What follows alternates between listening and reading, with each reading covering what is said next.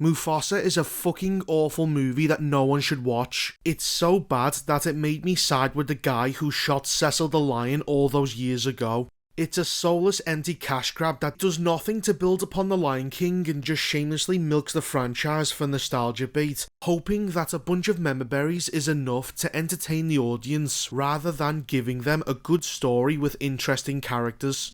Mufasa sucks ass on every level, and it carries over the same problems that the reboot of The Lion King had, such as the overly realistic animals who are unable to make any sort of facial expression. The voice acting was jarring, especially when you compare it to the original animation, as it's nowhere near as good. It has cringe feminist messaging where all the male lions are depicted as being weak, lazy and incompetent, whilst all the female lionesses do all the real work and the men just need to shut up and listen to them. The writing is piss poor and filled with contrivances, the songs were fucking terrible, and the repeated callbacks to the original Lion King started to become annoying. I'm not exaggerating either, this prequel copies every single iconic moment from the original animation. We have Scar and Mufasa singing about being king, just like Simba and Nala did. Scar grabbing Mufasa by the claws twice. Mufasa and Sarabi singing about being in love. Rafiki showing Mufasa his parents' reflection in the water. And they even have a scene where Mufasa is being taught about the circle of life, although this time it's done by Scar's mother and not his dad, because nearly all the men in this movie are fucking pathetic. This isn't just the writers trying to make a nod to the original movie. No, this is just them shamelessly stealing moments in the hope that the audience transfers their emotional attachments of those scenes onto this piece of shit. This is just a terrible attempt by the writers to try and manipulate the audience into thinking that Mufasa is just as good as The Lion King, when it's not, it's just complete dog shit. So as I said before, a big reason why this movie sucks ass is the inclusion of lots of terrible feminist bullshit. For example, Mufasa grows up with female lions, and because of that, he grows up to be tough and strong. Whereas Scar is raised by men, and so he becomes scared and cowardly just like they are. This is gay and retarded, but so too is most of the movie. Mufasa was fine but boring. Sarabi wasn't as much of a girl boss as I thought she was going to be. Rafiki is now retarded, as all he does is pass off Chinese fortune cookie advice as real wisdom, when it's not, it's fucking retarded. Like how a fish is allowing the group to drink out of its ponds in some shit lesson about harmony. It's a fucking fish, how can it stop anyone from doing anything? You are stupid. There's also Kairos the White Lion, who's voiced by Mads Mikkelsen, and he is boring, one-dimensional and stupid. He also has one horrible song which completely ruins his image as an intimidating villain. I don't know about you, but when a villain keeps singing Get Them very softly over and over again, it's pretty hard to take him seriously. Even if I was a kid, I would have thought that he was a pussy.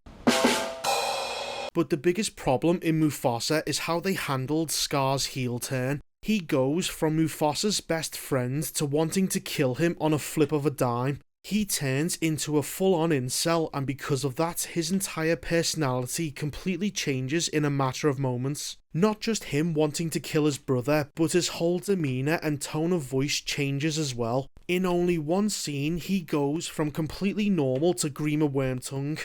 He, just like Kairos, is boring, one-dimensional and stupid, which Scar most certainly was not. Before this failure of an adaptation, Scar was always depicted as a shifty bastard, but he was clever and good at plotting, which is why his scheme worked and he managed to kill Mufasa, whereas this Scar has an IQ of a goldfish, so of course his plot immediately blows up in his face because he's dumb as fuck.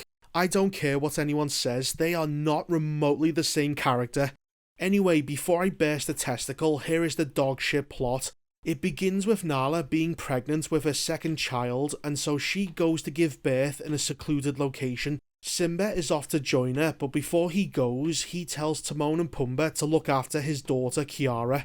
Rafiki shows up later to tell Kiara about the story of Mufasa, and throughout the movie the story will from time to time jump back to the present, usually by having Timon and Pumbaa interrupt his story and fail at being comic relief. Forget being unfunny, these two are fucking unbearable to watch as they ruin every scene they're in. Seth Rogen as Pumbaa has got to be one of the worst casting decisions I've ever seen, because all he does is play himself, which is an annoying dickhead with a terrible laugh. So Rafiki tells Kiara about Mufasa's origin story, where he is no longer king but some random nobody who's travelling along with his parents to find a magical place called Malele, somewhere in Africa that isn't a complete shithole.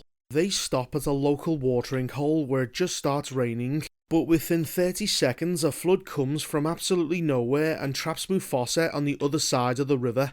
His dad attempts to rescue him, but the flood is so powerful that an elephant, who is also trapped, comes barreling down the riverbed and smashes into the group, launching Mufasa downstream as he's carried away on a log. Some time passes until Taka, the lion who will eventually be known as Scar, finds Mufasa floating nearby and helps him escape from some crocodiles. Scar and his mother take him to their clan, where Scar's dad, the king, tells Mufasa to get fucked, but his mother says no, even though he is the fucking king. So to resolve this, they make a wager that if Mufasa can beat Taka in a race, then he gets to stay.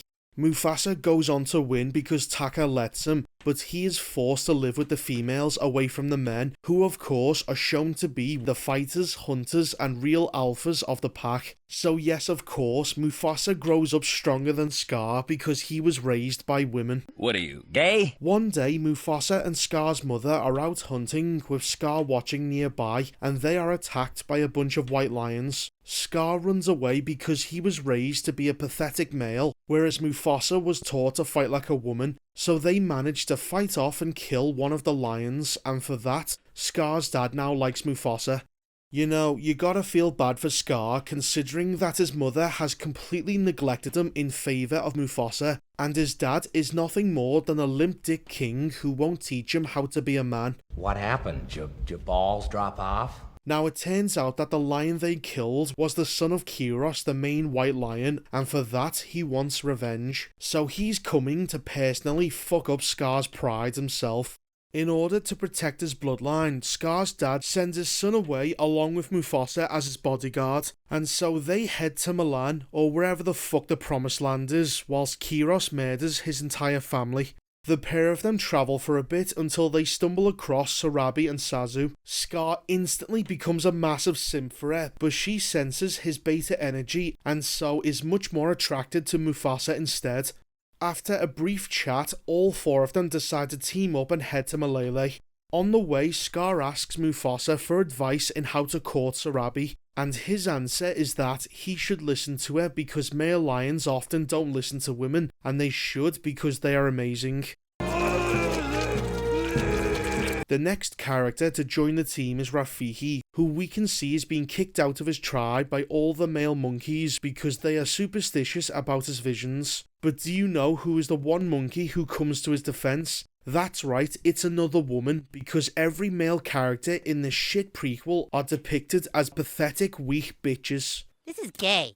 This is really gay. Now exiled from his clan, Rafiki heads to Mecca or wherever the fuck the promised land is, but is interrupted when Mufasa tries to eat him. Although try is a bit of a stretch, as instead of pouncing on him like a lion actually would, Mufasa stands out in the middle of the open saying, "I'm going to eat you." Knowing that he is a bitch that will do nothing, Rafiki ignores him, saying that he is going to the same promised land that Mufasa is, and so they decide to let him tag along. They all sing another gay little song until the white supremacist lions show up still wanting revenge. Sarabi causes a stampede and gets knocked out in the process but is saved by Mufasa. He gives Scar the credit, but Sarabi quickly figures out that it was him and now wants to suck Mufasa off. Scar, seeing his queen being taken away by a Chad, turns full incel and flies into a massive simp rage. He starts singing a song about his feelings like a teenage girl and is probably the main reason why Sarabi never liked him, before falling off a cliff and immediately stumbling across the white lions. He offers to betray Mufasa, and Kiros not only trusts him, but actually says that he can join his family even though he has been chasing him all goddamn movie and wanted to wipe out everyone that was involved with the death of his son. Now at this point I thought the story was going to go the Loki route, where Scar was lying to Kyros and was actually planning to lead them into a trap just like Loki did with the Frost Giants. Because earlier on, Scar's dad says to him that a true king uses deception as a weapon, so you would assume that this would be a natural payoff to that setup. But no, Scar betrays Mufasa, his brother from another mother, all because a girl wouldn't give him a wowzer in his trouser. So the group all manage to make it to Jerusalem or wherever the fuck this is, but the White Lions, who have been led by Scar, attack the group and reveal Scar's betrayal. Kyros fights Mufasa one-on-one but falls off a very small cliff and stays there long enough for him to give a speech to all the animals in the valley and get their help in fighting the White Lions. And after one very short, very shit speech, all these animals pledge their lives to helping Mufasa, who is nothing more than a fucking stranger to these people. Or is he? Because they seem to know who he is despite the fact he's never been here before and doesn't know anyone. I am so confused! Anyway, a big fight happens where most of the White Lions are killed by a Deus Ex earthquake that forms Pride Rock. Yes, Pride Rock has an origin story because every fucking thing has to be explained. Kyros fights Mufasa again, but this time for no reason Scar decides to betray Kyros, who goes on to give Scar his namesake by slashing his face. More fighting happens until Mufasa is able to drown Kyros in a lake as Scar helps him come ashore. All the animals then worship Mufasa as their king despite him hating the idea and wanting everyone to be equal like he's a fucking commie. Afterwards, Scar tells Mufasa to call him Scar from now on as punishment for his betrayal. Mufasa decides to let him live before reuniting with his mother as she somehow managed to survive being crushed by an elephant. His dad, however, died because the writers won't allow Mufasa to have one positive male role model in his life, because he is a good guy, and good guys in modern media have to be surrounded by women to curb their masculinity. It's why they do all the masculine roles and he is just there as a pathetic eunuch. So the film ends once again by copying the original, with Mufasa and Kiara roaring on Pride Rock. Simba returns home and tells Kiara that she has a little brother, and that's it, that was Mufasa. That was awful. That was just awful. This was a fucking chore to get through because the movie is boring, unoriginal, soulless, and nothing more than a petty cash grab by Disney to squeeze every last penny it can out of the franchise. Do yourself a favour and do literally anything else than watch Mufasa, as you'll save yourself time, money, and a fucking headache. So yeah, that was my review of Mufasa. It's a piece of shit.